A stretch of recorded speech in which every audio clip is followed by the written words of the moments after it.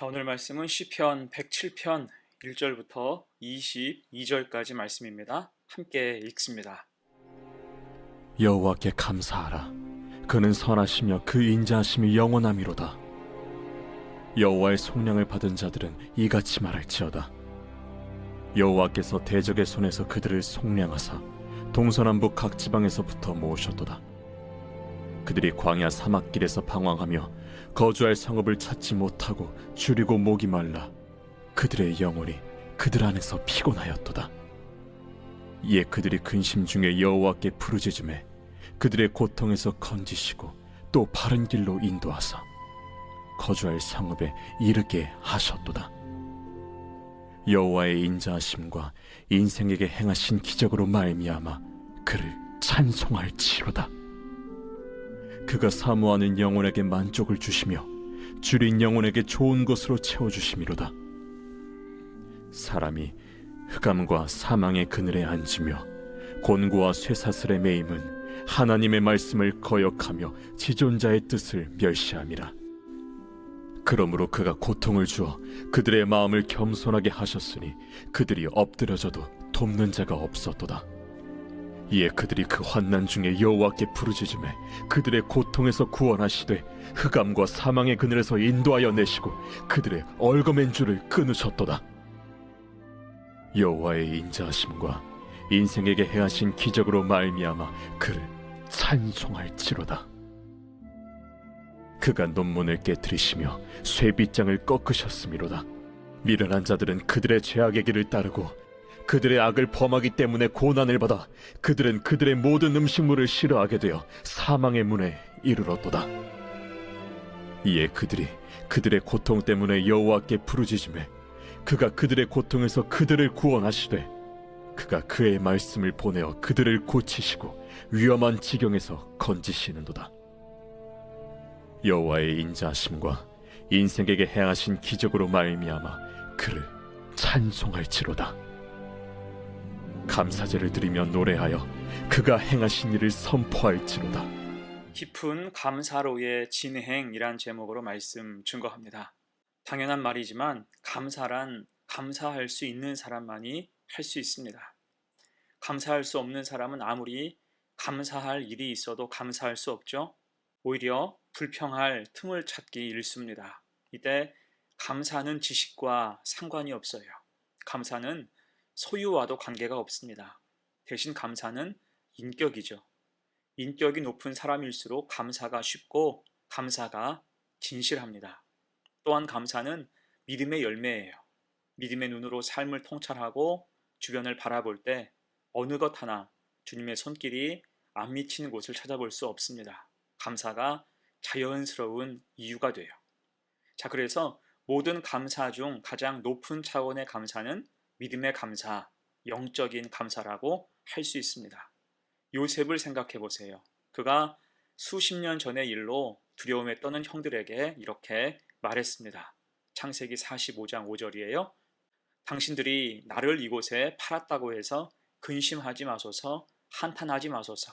하나님이 생명을 구원하시려고 나를 당신들보다 먼저 보내셨나이다. 아멘.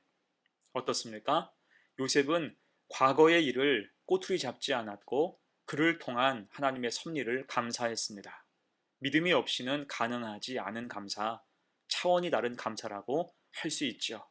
마찬가지로 우리가 오늘 읽은 시편 107편은 믿음의 감사, 영적인 감사의 노래입니다. 그러면 이런 깊은 감사를 위해서 채워져야 할 것이 무엇일까? 두 가지로 생각을 해보겠습니다. 첫 번째, 사모함이 있어야 돼요.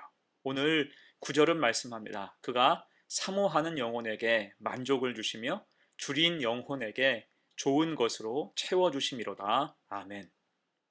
여러분, 하나님은 영적인 감사를 할 수 있도록 우리에게 사모하는 마음을 주셨습니다.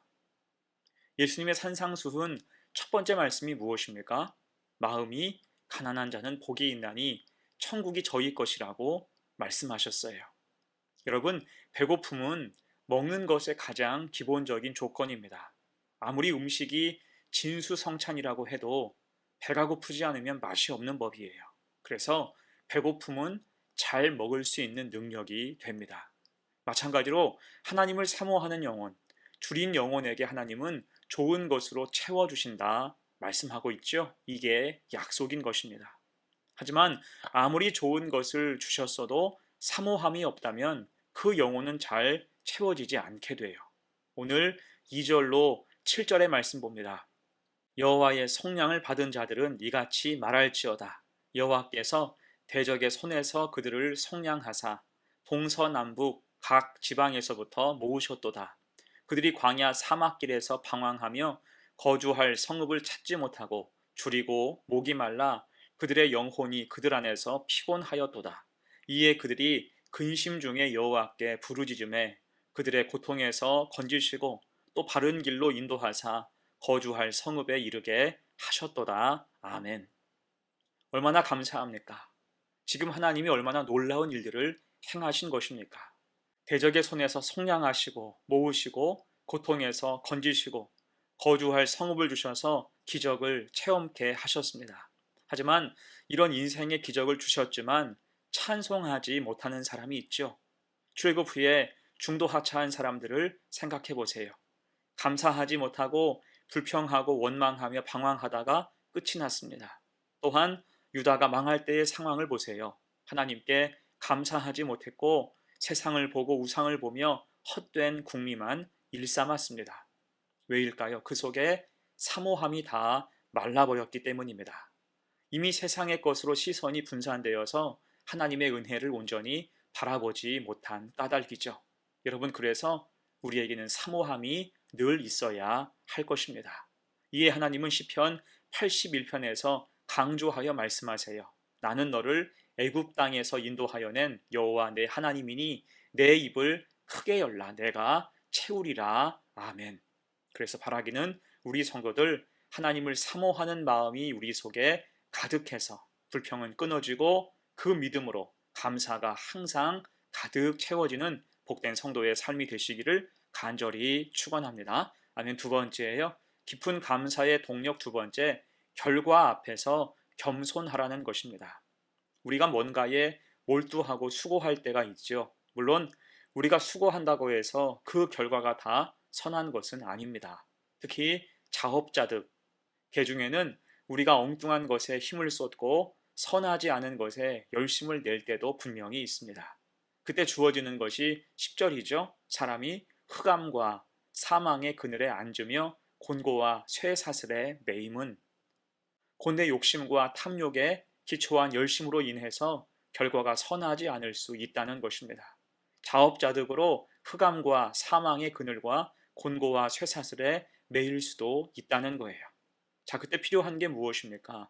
원망이나 불평이 아니라 돌이킴이 필요하겠죠.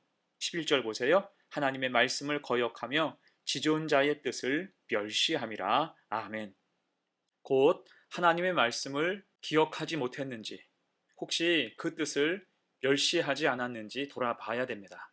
하나님과 동행하면서 기도하지 못하고 탐욕을 주체 못한 채 머리만 믿고 저만큼 앞서가지 않았나를 깊이 생각하며 회개해야 할 것입니다. 그러면서 우리 속에 겸손이 생기는 거예요. 곧 선하지 않은 결과는 하나님이 주신 겸손의 기회가 될 수 있는 것입니다. 12절 봅니다. 그러므로 그가 고통을 주어 그들의 마음을 겸손하게 하셨으니 그들이 엎드러져도 돕는 자가 없었도다. 하나님밖에 없는 상황이 될 때 겸손해질 수밖에 없다는 것입니다. 그리고 그렇게 선하지 않은 결과 앞에서 겸손할 때 그 영혼은 회복되고 소생할 수 있게 된다는 거예요. 13절, 14절 봅니다. 이에 그들이 그 환난 중에 여호와께 부르짖음에 그들의 고통에서 구원하시되 흑암과 사망의 그늘에서 인도하여 내시고 그들의 얽어맨 줄을 끊으셨도다. 아멘. 하나님이 겸손한 자를 다시 구원하시고 인도하셔서 그 앞으로 돌아올 수 있게 하신다라고 약속하고 계십니다. 자, 그런데 끝까지 미련한 자가 있어요. 17절, 18절이에요. 미련한 자들은 그들의 죄악의 길을 따르고 그들의 악을 범하기 때문에 고난을 받아 그들은 그들의 모든 음식물을 싫어하게 되어 사망의 문에 이르렀도다. 자, 여기서 미련한 자가 누굽니까? 겸손을 거절하는 사람, 겸손을 잃어버린 사람이에요. 이것은 죄악의 길을 따르다가 결과가 좋지 않았고 이에 자기 마음대로 되지 않자 짜증이 나고 남 탓을 하면서 여전히 욕심의 미련을 둔다는 것입니다. 급기야 모든 음식물을 싫어하게 돼요. 자, 이 뜻은 하나님의 공급을 거절하는 것을 뜻합니다. 스스로 정신적인 고통을 자초한다는 뜻입니다. 이런 사람에게 찬송을 기대할 수 있을까요? 곧 겸손을 잃을 때, 겸손할 기회를 놓칠 때 감사와 찬송은 사라지고 엉뚱한 것들이 그 자리를 차지하는 것입니다. 이것이 불행이에요. 하지만 일의 결과 앞에서 겸손한 사람, 믿음을 붙잡고 미련함을 돌이킨 사람에게는 하나님이 다시 영적인 감사를 회복시키시고 찬양을 주신다 말씀하는 것입니다. 그것이 오늘 15절과 21절의 반복이에요. 여호와의 인자하심과 인생에게 행하신 기적으로 말미암아 그를 찬송할지로다. 아멘. 자, 그래서 여러분, 우리가 결과를 통해서 겸손을 배우되 특히 어떤 결과 앞에서도 실망하지 마시고 겸손히 돌아보고 다시 믿음을 점검할 때 오히려 감사하고 찬송하게 되는 복된 성도가 되시기를 간절히 축원합니다. 아멘. 이제 말씀을 정리하겠습니다. 여러분, 성도에게는 감사가 있어야 돼요. 할 수 있는 한 많이 감사해야 됩니다. 대신 우리의 감사는 세상의 방식 그 이상이어야 되겠죠. 곧 믿음의 감사, 영적인 감사가 있어야 됩니다. 이를 위해서 오늘 두 가지를 강조했어요. 사모함이 먼저 있어야 됩니다. 영적인 주림으로 주님 앞에 섰을 때 작은 것에도 은혜의 맛을 느끼게 되고 깊은 감사로 이어질 수 있습니다. 또한 어떤 결과이든 결과 앞에서 겸손해야지요. 특히 내 기대와 다를 때 하나님을 바라봐야 됩니다. 내가 놓치거나 간과했던 부분을 체크해서 믿음을 보완할 때 더 깊은 감사, 더 성숙한 성도가 될 수 있는 것입니다. 그렇게 15절 말씀처럼 여호와의 인자하심과 인생에게 행하신 기적으로 말미암아 그를 찬송할지로다. 아멘. 늘 하나님을 찬송하고 깊이 감사하게 되는 복된 성도가 되시기를 간절히 축원합니다. 아멘. 함께 기도합니다. 은혜로우신 하나님, 우리 삶에 감사가 마르지 않게 하옵소서. 세상적인 감사의 차원이 아니라 깊은 믿음의 감사를 하게 하셔서 풍성한 영성으로 살게 하옵소서. 특히 사모함을 주셔서 작은 일에도 하나님의 섭리를 체험하게 하시고 열매를 통해서 겸손을 점검할 때 영적인 실책을 줄여가며 더 좋은 믿음으로 나아가는 성도, 깊이 감사하는 성도가 되게 하옵소서. 감사드리며 예수님의 이름으로 기도합니다. 아멘.